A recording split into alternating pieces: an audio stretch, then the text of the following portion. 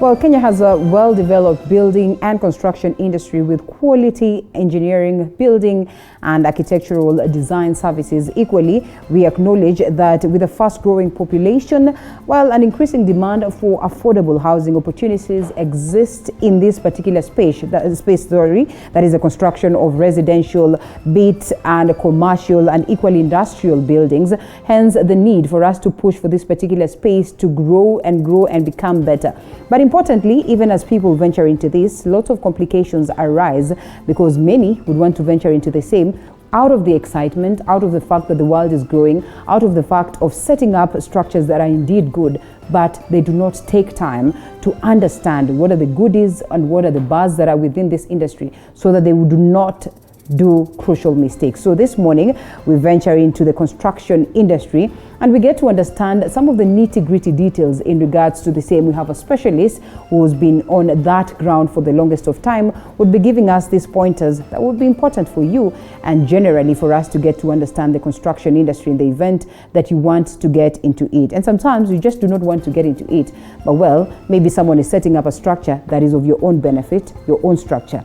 You need to have understanding of the same. So usiende to that point where you keep saying that umegongwa or ulileta huyu mtu construct a different thing that you told than what it is that you told them. So, and it is an interesting conversation to have this morning, even as we know very well that every time we crop up and we wake up unasikia kila mtu ameingia real estate, and then you ask yourself just what culminates within this particular industry of matters construction. So Forreston Reithi will be joining us this morning. He's I don't know whether you're a constructor or yes, you come from the Pacific Realty Investments. You're the CEO. Yes. All right. So, but by the time you're getting into being a CEO, does it then entail that aspect where you have proper understanding of the same? Yeah, sure. Or you just get there and then you get people who understand the game? No, you need to have experience. You need to have the experience. Same. Yeah. So you have experience on this one? On matters construction? Yes, sure. All right. Yeah. So again, we can bet that we're going to take home important information out of this. And first of all, before we even get to that space, we always want to ask what is it that, exists in terms of course, this space in the country, and in most cases we'll want to frame this question as what is the government doing towards pushing the infrastructure industry, towards pushing the construction industry. Yeah, sure. Good morning, viewers. My name is Forreston Reithi, CEO Pacific Realty Investment. We deal with construction, and I'm happy to be hosted today here. In matters construction, the government has tried their bit. They have tried giving us opportunities to do what you call affordable housing. And then again, also there is some challenges that we get on the same because we understand that for one to construct, you need services like good roads, you need power connections, you need water in your plots. So you find, despite the fact that there is that Agenda 3 of affordable housing, there are those challenges that the government need to address before now we can now actualize the dream of making every Kenyan own a home for affordably.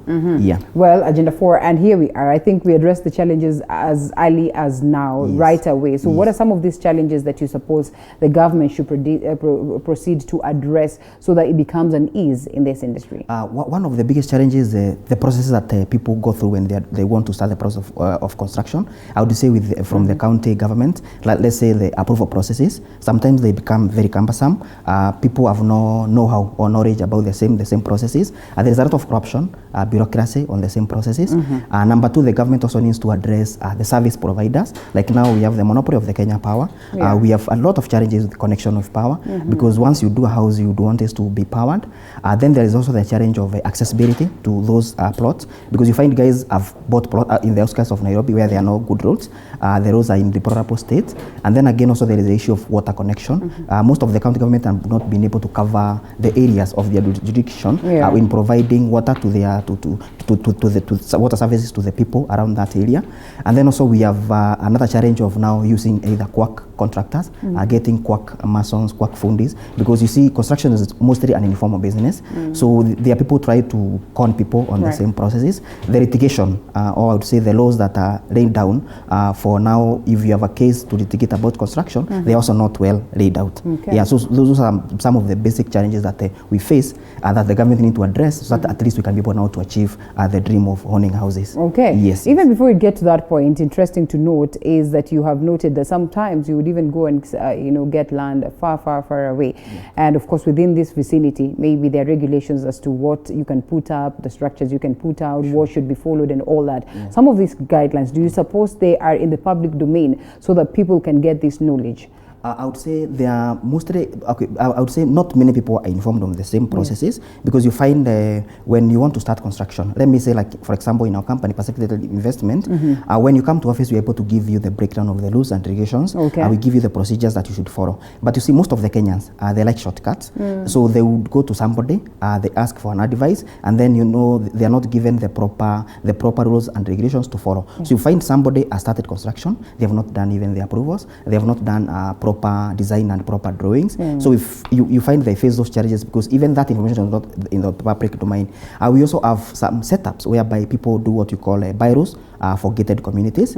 Also that becomes a very big challenge, because you buy a plot without even getting the information of the zoning of that area.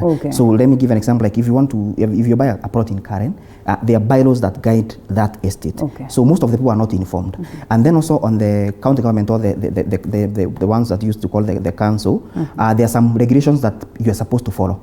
And most of the Kenyans are not aware of those regulations. So I'd also urge the county government to educate people, to take the initiative like the way NCA, the National Construction, does. They're able to hold seminars, they educate people on construction, they hold barazas, they give people the guides and directives. So I would say a big portion of people are not aware of the rules and regulations that are supposed to do the follow-up. And interestingly, sometimes you see people setting up these buildings and it goes to a level where it gets to the roofing, it gets to where a structure is complete. And then now, of course, the officials or the government officials come in to, crack down on this. I mean, just how far should it take before they get to realize that, well, maybe this construction has not been put to the right place, or maybe proper guidelines were not followed in the first place? What I would advise, if you want to start construction, it is very important to talk to the people in the industry. Their construction is a wide and dynamic market.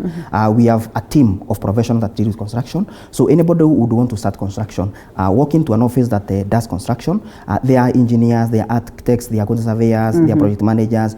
If you talk to those people, they can give you the guidelines. Now, the only challenge comes where now you get advices either from your friends. Because from my experience, what I've seen people doing, when you want to do construction, mostly you talk to your friends. A friend refers you to a friend. So you get the information from the friends, not from the perspective of the professionals. And in the same case, like when you're sick, you go to a doctor, he gives you a prescription, or he advises you on the same. So in construction, people need to follow the right procedure. Get to people who does that work, let them advise you on the do's and don'ts. And then again, you should not start construction without complying with the regulations that are set. Either are they estate bylaws, are they county government bylaws, are they even the national government? Because there are very many construction bodies that are able to now check on checks and balances on construction. So it's very advisable to get the advice from a consultant or from a contractor. Yes. All right. We have a very rising demand of commercial and residential buildings, courtesy of the population or an urbanization, for that, so to speak. Do you suppose that as a country we have the stamina to cater for that as of now? Yes, we do. The only challenge which comes is also like the financing of project. But I would say now I'm very happy, because even banks have opened up to financing construction. Most of the banks now, they are giving the employees with a very good rate, what we call the construction mortgage. And then again, as I said earlier, the government needs to check now on the issues of the services delivery, because you find 90% of the Nairobi residents, they have a plot somewhere. But doing construction in that area becomes a challenge, because they check on the way that they'll be able even to move from their place of residence to their place of work. So if we get good road network, we get water, we get Kenya Power in those plots. I know most of the Kenyans can be able to build. And then also I would say the spending power of the middle class is also coming up. So everybody, like now in the case of this, when we have this coronavirus, most of the people have been able to build their houses. I would say, like in my company, we have done a lot of projects during this time. So this is one of the sector that I would say it was not been affected by COVID. Sure. Right. It's not affected, because even people realized when you stay in those apartments, when you stay in those congested areas, and then now there is this pandemic which comes, so you need a space of yourself. But then again, now the challenge goes back to the infrastructure that is should allow you to to either work comfortably from you commute from your place of residence to your place of work. Yeah. Right. That could be lessons for individuals, but lessons for the construction companies, for the investment companies like you are in. Do you suppose there are lessons to pick at this time of COVID-19? Because I mean, many sectors have picked the lessons. Some that have been gravely affected, some that have not been affected, like you say. Yes, there are some lessons that we have also picked as a company, and even I would also advise other contractors. One of the things that I've picked is now the way we design our houses. We need to move now from the old designing. We need houses that they are up to the new trends in the market. And then again, also we need to look at the big picture. We give our customers according to their capability, because you find you walk into somebody and then they tell you you cannot build a house without 5 million. But I would say, like us in Pacific Realty Investment, we build houses even from as less as 900,000. So depending on the customer's budget, you can sit with your customer, you customize according to their needs and their budget. Yes. And then also another challenge, another thing that we need also to pick is the way we treat our employees, because safety comes first. So those are some of the things that we have picked during this time of coronavirus. And then also again now making sure that when there was a restriction of movement, we are able now to house them on the areas of their construction, so that at least they cannot be able to move around too much. So they are within their construction sites. All right. Yeah. And you spoke about safety, which was my next point. Yes. And indeed, there are real risks across your industry. So one would love to know, how do you promote holistic approach of safety? I mean, alongside some of the key things that you've mentioned right now. Yes. Now, for safety purposes, what we do mostly, once we get a project, we do what we call an insurance cover for our employees. And then also we make sure that based on the regulation that we get from National Construction Authority, those guys have helmets, they have reflector jackets. And then also now we check on the safety on the general area. We do what we call hoarding. We make sure that we fence the plot around, so that at least there are no distraction from like children walking in from the site. And then so also we make sure that there's somebody who controls people who come to the site and people go out of the site. When our customers come to view a project, we also ensure that they are well taken care of, they are protected, and then basically ensuring that all the protective measures are adhered to at the sites. All right. In your own special capacity, businesses are in everything. There are people who've wanted to go it individually. For instance, when you're just setting up a residential home, you tend to feel like you really do not need the services of a specialist for that matter. So which would be the best approach, especially when someone is setting up a construction? And I mean, should they go it alone? Because, for instance, I'll take my example. I've seen people who are close to me who have, bought land and they would want to set up residential, points. In most cases, they will do it on their own from scratch. Yes, they will seek the services of the fundis, the services of the people who are on ground, but in real sense, they run their affair without knowledge or with zero background knowledge on matters construction. What I'd advise is first, I would just come back to the processes of construction, whereby the client needs also, first of all, to because you cannot avoid to have the consultants. Then again, when you have the consultants, it's very important also to work with somebody who has either built or is in the same industry. So let's say if you want to do it alone, get a reference from somebody who has either done a house previously, then can be able to give somebody who can be able to take you through. Because you see, construction is very dynamic, and then also there are people who lie to customers that can be able to do everything. In construction, you cannot be everything. There is a team for masonry, there's a team for plumbing work, electric work, and everything. So once you sit with the consultant, they can give you the guidelines. Make sure that you strictly adhere to those guidelines. And then if you don't want to involve somebody because of the cost implication of paying the consultant or paying the contractor, you can have an arrangement whereby maybe after every 2 weeks, you can be paying some fee, small fee. So that guy comes to the site, checks the progress of work, advises you, and then you progress. So somebody who would want to do it alone, it is doable, because I've also seen people building. It is very doable, but then again, adhere to the rules and the restriction, and then also follow the procedures and work with somebody who has ever done construction. All right. Now, when you speak about somebody who's ever done this, and sometimes watu wanaingia kwa construction kama watu wa mkono, and they set up a building and it goes all the way top, of course, courtesy of the engineer on ground. And then once they get out of that place, they go to another one and another one, and 2, 3, 4 constructions, they feel like they are enough of fundis. What are the dangers of this, and just how flexible are we in terms of acknowledging and accepting some of these people as indeed fundis on ground, and they come up and set up structures and all that? What I would say, in most job descriptions, experience is the key.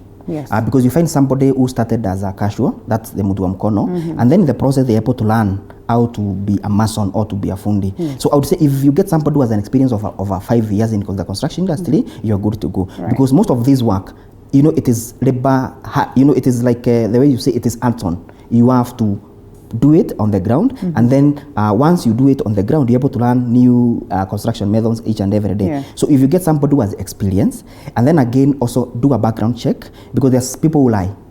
They say that I've been in construction for 5 years, 10 years, 20 years. But then again, you need to have a point of reference. If somebody tells you, I built a house for maybe Mr. Omondi, please, if it is possible, ask for that person to take you to that guy, just confirm, and then see the house that they built. From there, now you can be able now to gauge their capability, the standard that they do, even the kind of workmanship that they do. So it's very important to have what we call a background check on somebody who is taking you through construction. Yes, because there is a lot of conmanship and a lot of lying in this industry, which has also spelled the name of the contractors. Because there are genuine contractors outside there, but then there's other rogue contractors outside there, in like any other business. So it's very important to make sure that you get background check of whoever you want to do construction for your house. Yeah. Speaking of which, construction and you being in the game and probably have set up huge buildings like you rightfully put it. Yes. Are the aspect of a franchise is something that I know has become an issue, and in most cases there's that fear, a general fear, like you said. Some of the people would not even trust contractors on ground because maybe out of experience you have these houses that you know are mortgaged, and you go there and pick it up. Before you know it, as you've occupied the house, oh, this is not okay. You hit a bit of the wall and you feel like there's some air in between. There are times where you go, and of course, generally things are just not in order. So in terms of access of material, how is it like in this business? What happens like now in our case at Pacific Delta Investment, what we do usually arrange with our customers. Let's say we are building a house for you. We come up with the concept and the design. We do approvals for you, give all the processes, and then again now we do what we call a bit of quantities. A bit of quantities guides you on the material that you're supposed to use. So if you give a contractor work, it's very important, you as a customer, to check on the quality of the materials, either when they are brought to the site or even before they are brought to the site. So for us, we give our customers a chance to tell us, this is what I want, this is the quality of stones that I want, this is the quality of sand that I want. Because as you said, most of the houses are done substandard. So you find if you never checked on the quality of the materials that were being used in your house, you'll end up getting something that's not quality. So it's very important, you as a client, to make sure you're able to check the quality of the materials. Now, if you don't have time, because you find you might get a contractor, and then you as a customer, you're not available. We also advise people to have an independent consultant who can also be checking on your behalf. And things have changed. Like now in our company, what we do, we have a platform whereby we share every processes of construction. Let's say, because like now I have a market of like 40% of diaspora guys, they're not in Kenya, but then they would want to see their progress, the progress of their work. So we have a system that we have inputted in our office, whereby we give them daily updates on the ongoing project. And then again, when we supply material to the site, we have to take a photographic evidence, we send them, and then they confirm. So it's very important to confirm the quality of material. If you're not able to, you can get somebody who can confirm on your behalf. Because also I say, it's not about whoever you give the work, but also the material that you're supposed to use for construction is very important. Well, sometimes resources are available, material is available, and now we come to that aspect where we speak of the timelines and the calendar. I'd want to believe in this case is very, very important. But again, the numerous disappointments when you contract this contractor or architecture, and before you know it, they tell you in 2022 this structure will be done. Before you know it, we're in 2023, 2024, and I think that is one of the reasons why we've had very many contractors having issues, even with county governments and the government at large, you know. What really comes in to planning and setting up the calendar? What I would say, those things, they do happen. Mostly they can be either from the contractor or from the client. Let's say we have a plan that we are doing a masonite, because in our case we do a masonite within 6 months, and then we lay out what we call a financial breakdown of the payment that should be made within that time. Now there are one aspect whereby the client can delay payments, so the process of construction can be delayed. There is a scenario whereby the contractor also can either misuse the money in the process, and then you get delay on the construction of the project. And then also there is also this case of the natural weather changes. Let's say, like now when I give the case of the accessibility of the land wherever you want to build, you find the rains can even affect a project for even a month. So if you drag the project from, maybe if it was supposed to be done within a year, it goes a year plus a month. So there are those factors. And then another factor would be now, like now when we are hit by the pandemic, those are some of the things that can make the construction also have issues. And then also the regulations within our government institutions. Like now, let's say I would give an example of the county government, because you find you can have all the paperwork for construction, but then again, when those people come to the site, they have other issues that they bring along, so which delays the project. Another aspect is whereby you have done some of the approvals and you never finished some of the approval processes. Let's say if you're doing a residential house, you don't need an NEMA report. But then if you're doing a commercial building, you need an NEMA report. So most of the people that just do the approval for the normal housing. So when you start construction, now the NEMA guys will come to check whether everything is okay. They can stop that construction. So there are various factors that can affect either from the customer side or from the contractor's side. Yes. But then again, when you are doing a contract with a contractor, it's very important to understand the aspects, have it written, these are the timelines, and then if these timelines are not met and I've been able to meet my part of the bargain, what are the mitigation for this? Like now in our company, Pacific Data Investment, what we do, if you promise you are going to do a house for 6 months, and then maybe you fail to produce that house within those 6 months, we have a clause whereby it says we shall pay for you rent for that 1 month that we have delayed. And then if your children are in school, because you see, you cannot change children from one school to the other in the middle of the term. So we cater for that cost. So if you have a contractor who commits to at least pay that, then we are good to go. Then also on the other side, we also have a clause whereby if now you, the customer, delays the payment, you should not blame us. And if now it delays for more time, there is what we call a cost variation, whereby we can do, let's say we are doing 1 million project, we can have 5 to 10% increment on the same project. All right, that's interesting. So at what point then does one get to know what they would want or visualize the end product? Because in most cases one would say, let's focus on the base and all that. At what point do you say now, this is what will determine hugely the end product, even in terms of finishing, that is the interior and all that? So what happens mostly, let's say when you go to a contractor, let's say you come to office at Pacific Data Investment, we take you through the processes. Now, for you to be sure on the end product, we do what we call a physical site visit to your place, so that we can see, one, is it accessible? What type of soil is on that land? What type of topography is on the same area? Are the roads accessible? Are we able to get power within the timelines that we give you? So from there, we can come back to the office and advise you. You give us a project to do in Roiro. Roiro is very accessible. So within 6 months, you'll be in your house. You give us a project to do, let's say, an area in Machakos County, like in Katani, the place is not accessible. So again, the duration for doing your house might even extend to 7 to 8 months. So one, it depends with the standard that we do on the ground, and then again we make sure that we advise you accordingly. All right, that's good. All right. The future of this particular industry is crucial. I know one of the reasons why I set up that question is because I thought, well, maybe it's been hugely affected by COVID-19. But to my surprise, you say such is not the case. I don't know whether it's just in your investment. In our industry, in the construction, I would say it was not affected. It was not high. Well, the only thing that changed is that now the price of materials, because of now the dollar has gone very high. So there are some effects that have come on the cost of materials. But I would say when Corona came, most of the people were able now to find time, because the nature of Kenyans is when you have a Kamujengo, you want to be part of that construction. So they had a lot of time to come check on their progress and everything. And then also there are people that were not able to get their construction mortgages. So this is the time that they found, I need somewhere to call my place. All right. Okay, so yes, the future of the industry, and especially now that you mentioned something to do with trends. They're changing by the day. I mean, the structures that we had back then are totally different from the structures that we have today, to a point where people who set up buildings back then, are considering to, put them down so that at least they can have setups of the latest and all that. What are the likely changes that we are set to witness within the construction industry, and what's its main future? I would say the future looks very bright. Anyone who is set and anyone who is doing proper construction work, the future is very bright.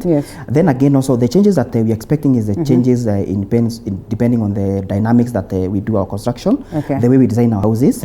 the timelines for delivery of projects, because they have now we have new technologies. Right. Let's say when you're using now the new technology, you can be able to get your house within 2 to 3 months. So there are things that are changing, and Kenyans need to accept that, because there is also a challenge of convincing a Kenyan that you can be able to build a house using the new technology. Most of the guys, like I would say 95%, they just need what we call brick and stone. Right. So there are those dynamics that are coming and changing, and then also when the government start now doing the input in construction, I see a very huge market in construction industry, and then also I see very many Kenyans owning their homes affordably.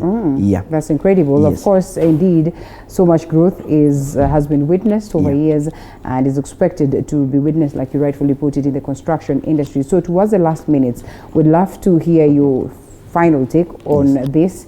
I know you've talked about the future, but generally, maybe caution, a point of advice to anyone who would want to venture into this business, one, commercially, or anyone who would want to set up a structure for their own use residentially. What I would tell my viewers is if you want to venture in construction industry, for one, you must be you must be having a lot of integrity in the way you deal with your customers. Honesty is very key. And then also, mostly construction industry is whereby people depend on referrals. Like in our case at Pacific Elite Investment, we get customers, what we call repeat customers. So you need to have a lot of integrity. You also need to work with a very good team. You need to get the best team to do construction works for you. Again, also you need to follow the procedures in construction industry. Ensure that you get your plans approved, you get the right people to do those construction processes, and then again make sure that you follow all the regulations that are set. Number 3 is you make sure that you work within your budget. Because you see, most people say that I want a dream house, but then they cannot even manage that budget. So it's very important to work within your budget, work within your means. And then again, sit with the people that can be able to understand you. There are very many ways of owning a house. You can own a house within 6 months, and you can own a house even within 2 years. So you need to do what I call proper planning. Like in our concept, we have what we call Jenga Pole Pole. You can come to offices. We take you through a process whereby you can own a house within a year. Another thing is, you don't need to have all the finances ready for you to start construction, because I believe once you start something, there is a way that you're able to now to manage your processes well. Get the right people to do your work. Ensure that you follow the right procedures, and then again also use the right materials for your construction. Never use shortcuts. Work within your budget. It's very important if you work within your budget, because you're able to realize the results in construction. Incredible. Forrison Muredi, CEO Pacific Reality Investment. Thank you so much for the great insights. I know there's so much that we can talk about this industry, but I mean, what it is that we picked this morning should be enough to keep us going. What's important is that, the information is out here. But what are you doing towards getting it, so you do not want, you do not end up making a mistake, a grave mistake that would cost you more than you probably anticipated.